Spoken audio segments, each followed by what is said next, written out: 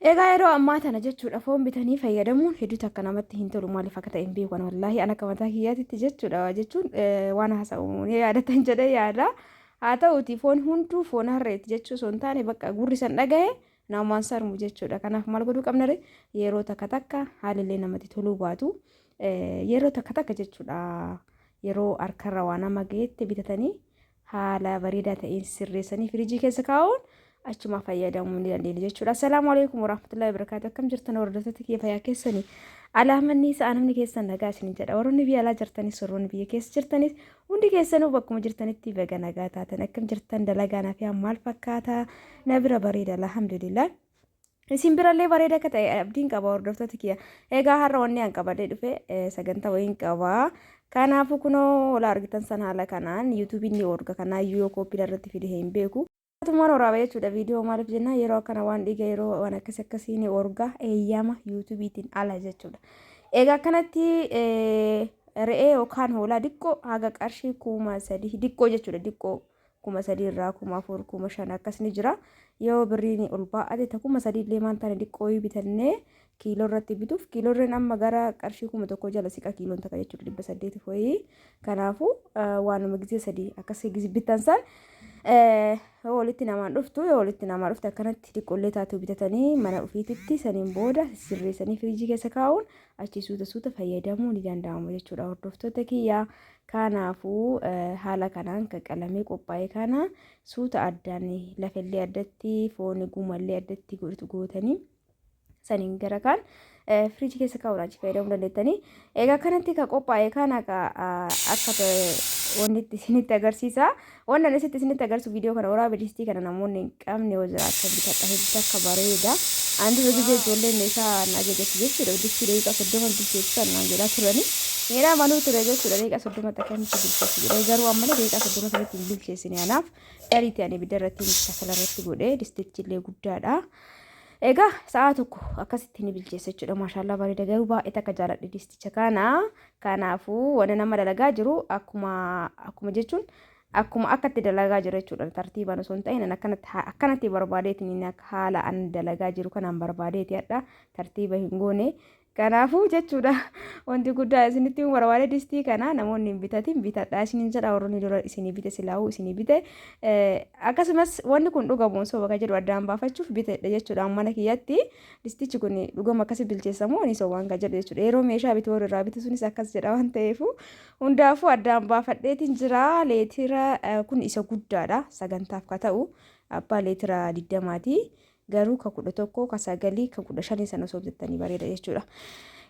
Maaliif ibidda irratti yeroo ta'e daqiiqaa 30 san keessatti illee bilchaatu mala allawalame garuu yoo akkanatti kurree irraa bantan inumaayyuu waan ho'u isinitti hin fakkaatu kurreen isaa yoo itti hidhame garuu maashaallah tabaarakallaa hafuurumaan bilcheessa jechuudha. Bishaan osoo waa takka ittiin gijin kaama itti naqe kun dura foon itti goone tartiibaan hin goone beekaatuma akkanatti dalaguu barbaanneeti jechuudha. Sisteri dalagutti ture foonuma qofa irra kenneef eegas booda yogguu daqiiqaa 20 akkas booda bannee ilaallu foon sun bishaan hedduuf keessaa qaba jechuudha.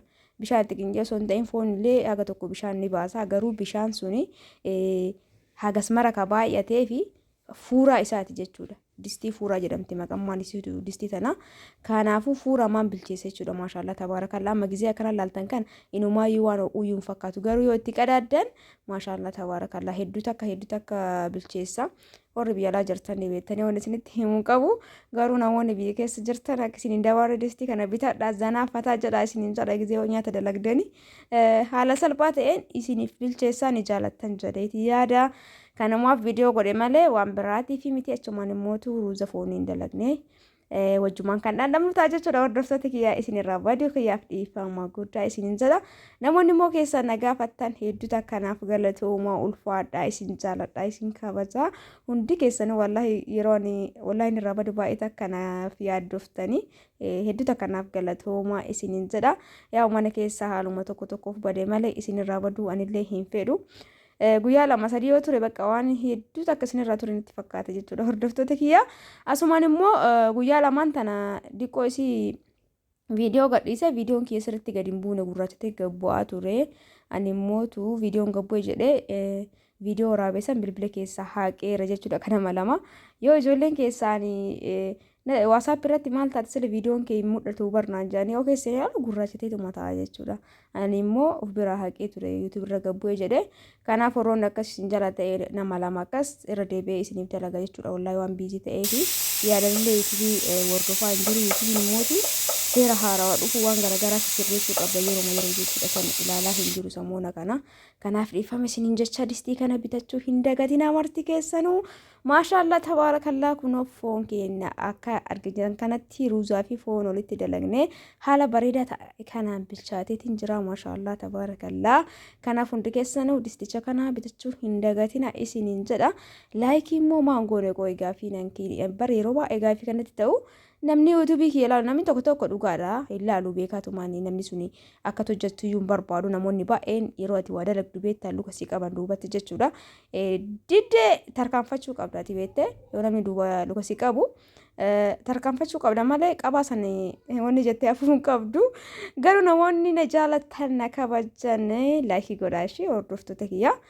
Namni isinitti tole jechuudha dirqama hin qabdanii garuu eega laaltan booda immoo laayikii gootanii sheerii fi sabskiraayibii yoo gootan namni wanti isinirraa takkaayyuu hin jiru. Sabskiraayibii laayikii gochuu hin dagatina. Sheerii mootu waan namatti tolu sheerii godhanii laayikii illee garuu waan namatti tolu laayikii godhanii hundaafuu homaa miti abshir akkuma isinitti tole godhaa isiniin jedha. Maashaallah tabaarakallaa haala kanaan bilchaateetiin jira hedduu takka mi'aawaa. Yeroo biraa tartiibaan isiniif dalaga jechuudha. Har'a garuu ani waanuma isinirraa badeef akkasumallee immoo distii tanallee bitadhaa isinumaan jechuuf viidiyoo kana qabadhee dhufe bakka kamuu jiraattan haala kamuu keessatti isin fayyada jechuudha. Anamma kasala irratti fayyadamee tarii ibidda irratti illee itti fayyadamuu dandeettanii kun garmalee waan guddaa ta'eef malee istoof irratti illee itti fayyadamuu dandeettan jechuudha. Kanaafuu hundi keessanuu warroonni meeshaa bitattan distii tanas isin tajaajilti waan ta'eef bitachuu hin dagatina. Egaa hanga dhumaatti na waliin tura isiniin jedhaa egaa kana bilchaateen booda deeffannee walumaan kan nyaannu ta'a. Kanaaf hundi keessanuu hin bayina. Warri hangammaan ilaalaa jirtan immoo booda dagatanii baatan waan ta'eef laayikii godhaamumaa laayik gochuu hin dagatina. Akkasumallee yaadaaf qeeqa keessan barreessaa. Namoonni immoo keessaa meeshaan gatiin isaa meeqa jettan egaa meeshaa babbareedaa akka bituu uummata akka shakkiin qabu meeshaa kiyya jala laaltanii ordarii godhachuu qofa jechuudha. Gatii keessaan warri na gaafattan YouTube irratti kan gadhiisaa jiru gatii isaa wajjin waan ta'eef achirraa laaltanii namoonni isinitti tole ordarii gochuu dandeettan jechuudha. Kunoo maashaallah akkanatti nyaataaf dhiyeessineetiin jira. Viidiyoon kiyya kana fakkaata ture hordoftoota kiyya akka isinitti tole abdiin qaba. Viidiyoo biraatiin inshaallah yeroo dhiyootti walitti deebina. Hangasitti hundi keessanuu bakkuma jirtanitti fayyaanaa ta'a. Isin jaaladhaa isin kabajaa horaa bulaa isiniin jedha. Egaa bakkuma jirtanitti nageenyi kiyya isin bira haa ga'u fayyaanaa.